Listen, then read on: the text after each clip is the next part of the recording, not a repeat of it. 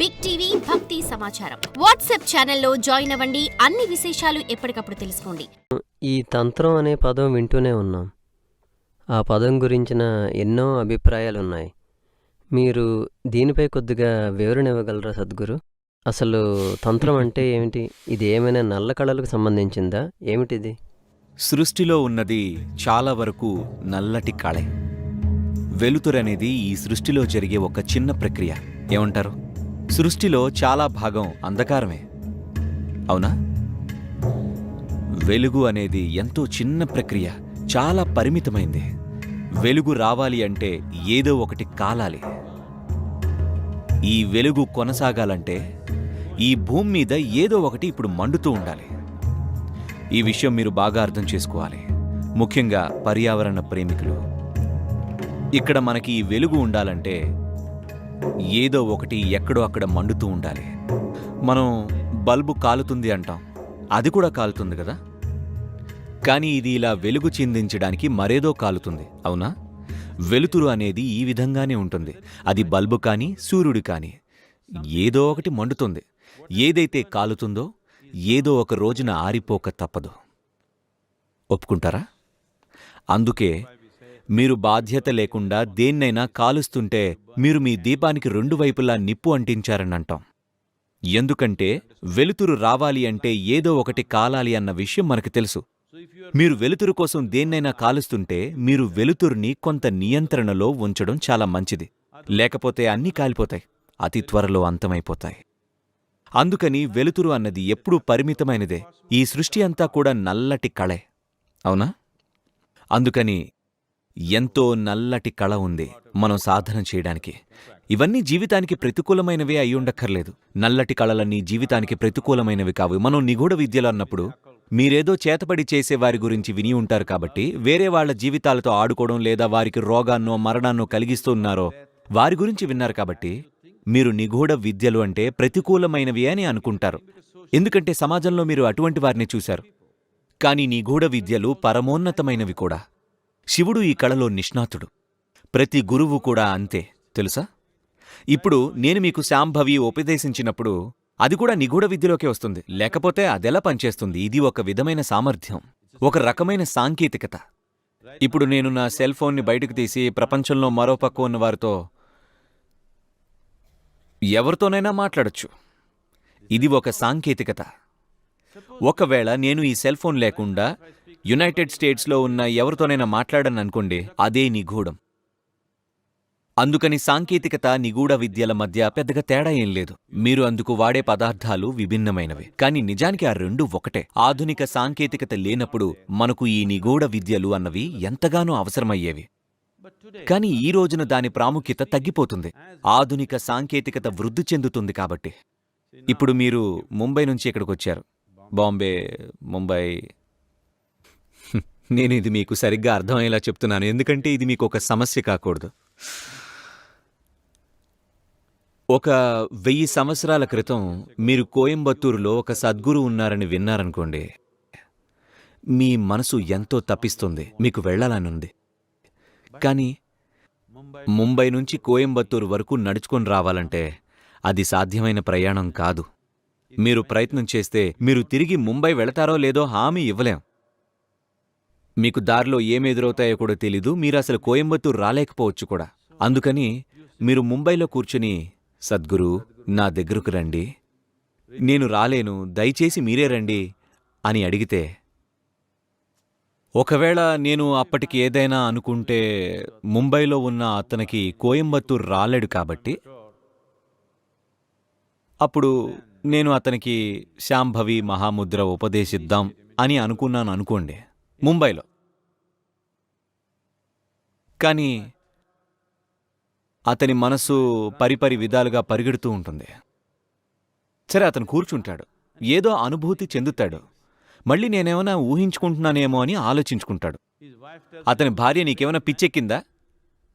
మిమ్మల్ని అసలు చూడని వారు మీకు ఏదో చేయడమేంటి, నోరు మూసుకొని పనిచేసుకోండి అంటుంది. అతను ఏదో అనుభూతి చెందుతూ ఉండగా మళ్ళీ అతని తర్కము, అతని చుట్టుపక్కల వారు, అతని కుటుంబము అతనికి మూర్ఖుళ్లా ఉండకు అని చెప్తుంది. అప్పుడు సద్గురు ఏం చేస్తారంటే ఒక మల్లెపువ్వు తీసుకొని, ఇది ముంబైలో పెరగదన్నమాట, ఇటువంటి పువ్వుని అతను ఇలా కూర్చున్నప్పుడు అతని చేతిలోకి పువ్వు పడుతుంది.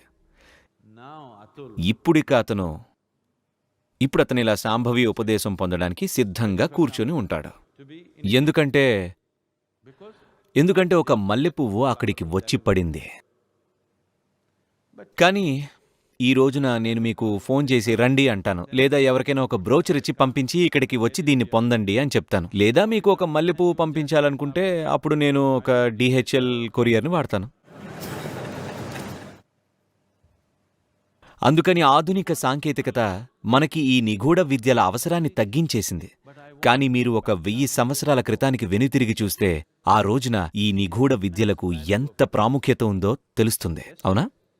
ఒక 1000 సంవత్సరాల క్రితం మీరు ముంబైలో ఉన్నారనుకోండి, నేను కోయంబత్తూరులోనే ఉన్నాననుకోండి, మీకు నా నుంచి ఏదో పొందాలనిపించింది.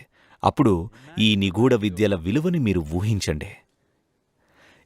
ఈ రోజున ఆ విలువ తగ్గిపోయింది. అందుకని అన్ని రకాల జోకర్లు అన్ని రకాల పనులు చేస్తున్నారు. నిగూఢ విద్యలు ప్రతికూలమైనవిగా ఉండవలసిన పని లేదు. నిగూఢ విద్యలు అంటే దేన్ని ఖచ్చితంగా నిగూఢం అంటున్నామో అది విడమర్చి చెప్పడం లేదు. ఈ మధ్య సంయమ ప్రోగ్రాంలో అనుకుంటా ఎవరో నన్ను ఒక ప్రశ్న అడిగారు. ఎవరో ఒక గురువు అన్నారంట, తంత్రం అంటే మీ వ్యామోహాలలో నుంచి బయటపడ్డమే అన్నారట. Just getting over obsessions. ఇదంతా చెత్త. దురదృష్టవశాత్తు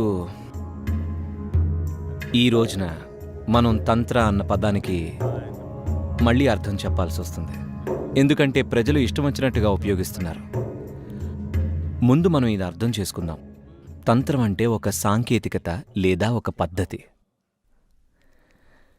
కానీ మీరు వింటున్న తంత్రం అన్నది అమెరికా నుంచి తిరిగి వచ్చింది కాబట్టి మీరు తంత్రం అంటే హద్దుల్లేని విచ్చలవిడితనం అని అనుకుంటున్నారు.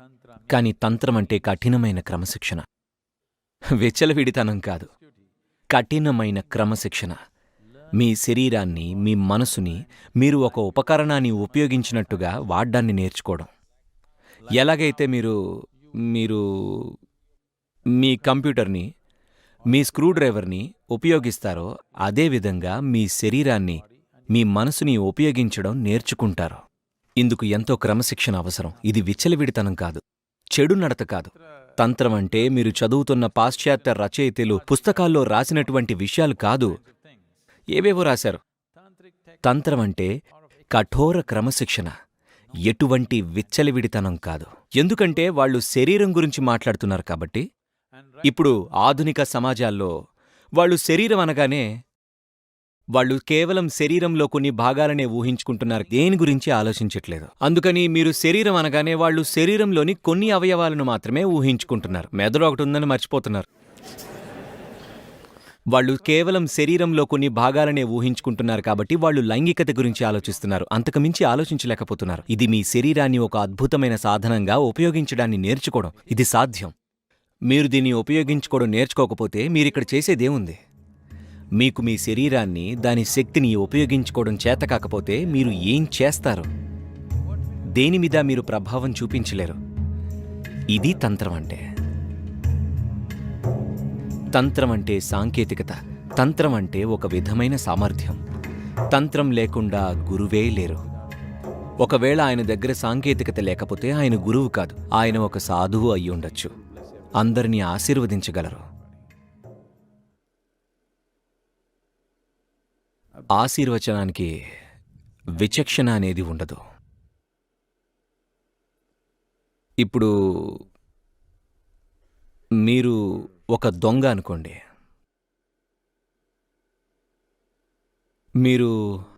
మీరు ఒక సాధువుని కలిసి ఆయన్ని దీవించమంటే ఆయన మిమ్మల్ని దీవిస్తారు.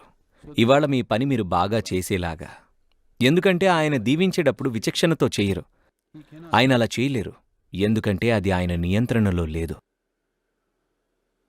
మీకొక విషయం తెలుసా? గజ దొంగలు, పిండారీలు ఇలాంటి వాళ్ళు, వాళ్ళకి కూడా వాళ్ళ దేవుళ్ళు, దేవతలు, వాళ్ళ సాధువులు ఉండేవారు. వాళ్ళ దేవుళ్ళు ఈ రోజున ఏ ఇంటికి వెళ్ళి చొరబడాలి అన్న విషయం చెప్పేవాళ్లట. ఎన్నో విజయాలను సాధించారు. వాళ్ల వృత్తిని వాళ్ళు ఎన్నో శతాబ్దాల పాటు చేసుకుంటూ ఉన్నారు. దొంగతనం వాళ్ల వృత్తి. అందుకని మీరిదేదో అలా సున్నితంగా ఉండే సాధువు అయితే, సాధువు ఎవరైతే కేవలం ఆశీర్వచనాలు ఇస్తారో వాళ్ళని నేను తక్కువ చేసి మాట్లాడట్లేదు. వాళ్ల విధానంలో వాళ్ళు ఎంతో అద్భుతమైన మనుషులు.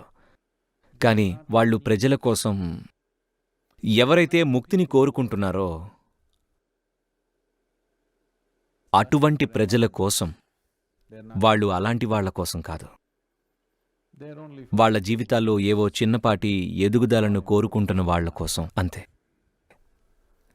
మీరు ఒక హోమ్ డిపోలోకి వెళ్ళారనుకోండి, మీ జీవితాన్ని కొంచెం మెరుగుపరుచుకోవచ్చు. ఏమంటారు? అవునా కాదా?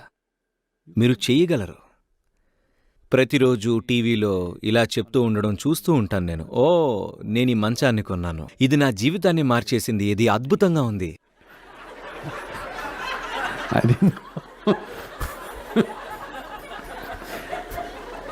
I didn't know some. కేవలం ఒక మంచం, ఒక దిండు ఆ పని చేయగలదన్న విషయం నాకు ఇప్పటిదాకా తెలియదు. మీరు చూసారా ఇలాంటిది? నా జీవితం అంతా మారిపోయింది అంటారు. అందుకని మీరు ఒక హోమ్ డిపోలోకి వెళ్ళి మీకు అప్పటి వరకు లేనిది ఒకటి ఏదైనా కొనుక్కున్నారనుకోండి, మీ జీవితాన్ని కొద్దిగా మార్చుకోవచ్చు.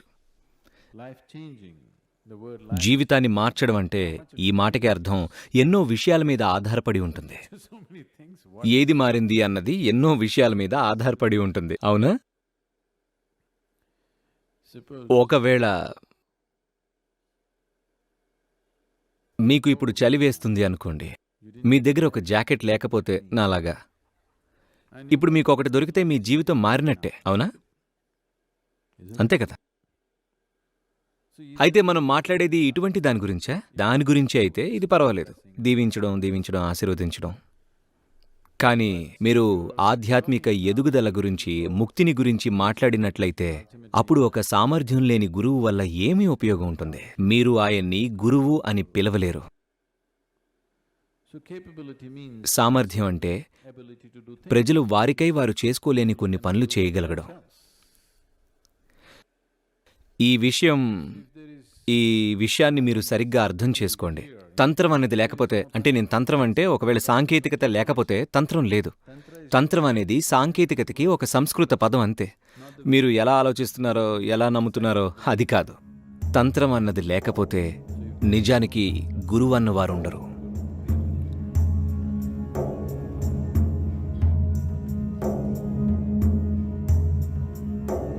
ఎందుకంటే గురువు అంటే చొక్కా చేతులు పైకి మడుచుకొని ఒక మెకానిక్ జాబ్ చేయాల్సిందే. మీరు ఎన్నో విషయాలను సరిచేయాలి. మీరు సరిచేయాలంటే ఏది ఏంటి అన్నది తెలుసుకోవాలి. మీ చేతిలో కొంత సాంకేతికత ఉండాలి. అదే తంత్రం. ఈశాలో తంత్రం ఉందా అంటే ఖచ్చితంగా ఉంది. అన్నిటిలోనూ ఎన్నో విధాలుగా ఉంది తంత్రం. కానీ యోగా ప్రాముఖ్యత ఏంటంటే ఇందులో క్రతువులన్నవి లేవు. తంత్రానికి 2 పార్శ్యాలు ఉన్నాయి. ఒకటి బయటి పదార్థాలు వాడి చేసేది, ఇది క్రతువుల రూపంలో ఉంటుంది. యోగా తంత్రం ఎలా ఉంటుంది అంటే మీరు కేవలం మీ శరీరాన్ని, మీ శక్తి వ్యవస్థను వాడతారు. మీకు మరే ఇతర పదార్థము అవసరం లేదు. ఈ రెండు విధాలుగా విభజించబడ్డాయి. ఒకటి దక్షిణాచారం, 2 వామాచారం అని. వామాచారంలో బయటి పదార్థాలను ఉపయోగిస్తారు. దక్షిణాచారం ఎటువంటి పదార్థాలను ఉపయోగించదు, కేవలం శరీరాన్ని మాత్రమే. చాలా వరకు ఇదే యోగ తంత్రం, మనలో మనం చేసేటువంటిది. అగస్త్యముని మనకు అందించిన గొప్ప వరమిది. ఆయన మనకు ఇటువంటి తంత్ర ప్రక్రియను అందించారు. ఇది 100% శరీరంలో నుంచి చేసేదే, బయట ఏమీ ఉండదు. ఒక బియ్యపు గింజనో, ఒక ఇసుక రేణువునో ఈ పద్ధతుల కోసం ఉపయోగించాల్సిన పని ఏమీ లేదు. ప్రతిదీ మన వ్యవస్థలో అంతర్ముఖంగా చేసేదే. ఇది ఆయన మనకు అందించిన గొప్ప వరం. For more videos like this, subscribe Big TV channel.